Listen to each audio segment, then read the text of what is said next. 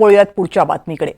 प्रचंड गदारोळात वक्फ बोर्ड सुधारणा विधेयक संसदेच्या दोनही सभागृहामध्ये मंजूर झाले। या विधेयकाला किनार होती हिंदू मुस्लिम वादाची।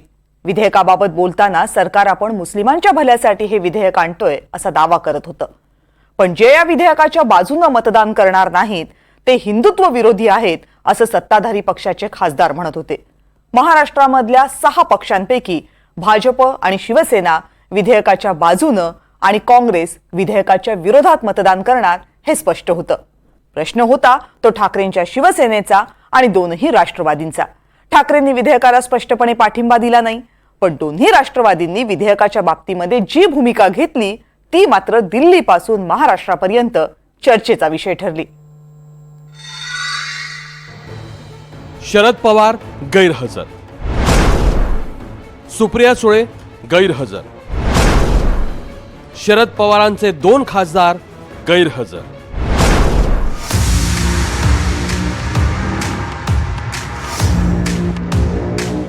देशातल्या अत्यंत महत्त्वाच्या मानल्या जाणाऱ्या वक्फ सुधारणा विधेयकावर आधी लोकसभेत 14 तास आणि मग राज्यसभेत 14 तास अशी तब्बल 28 तास चर्चा झाली।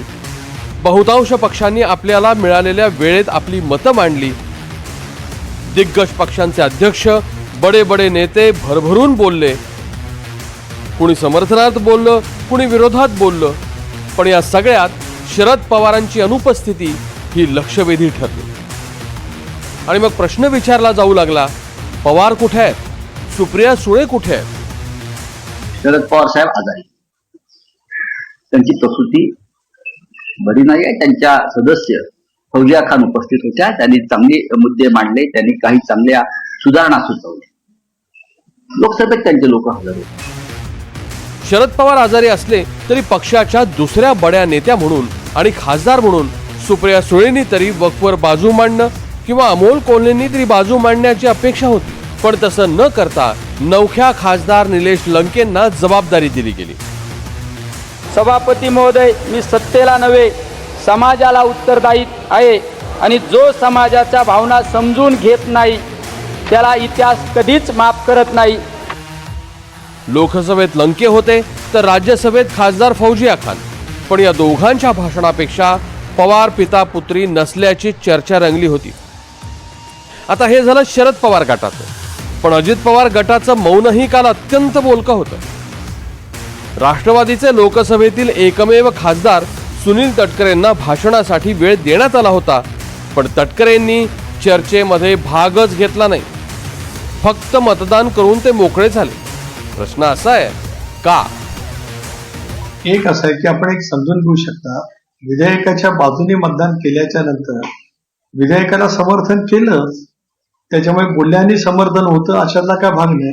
बोलून मतदान केलं नसतं तर त्याच्यामध्ये प्रश्न निर्माण झाला असता। विधेयक हे अटीतटीच्या मतदानाने त्या ठिकाणी मंजूर होत असताना बोलण्यापेक्षा कृतीवरती भर देण्यामध्ये काल त्या ठिकाणी आम्ही योग्य ती भूमिका बजावली असं मला स्वतःला त्या ठिकाणी वाटतं। भाजपची हिंदुत्वाची भूमिका अजित पवारांना परवडणारी नाही। मुस्लिम मतं गमावण्याची चिंता अजित पवारांना वाटते।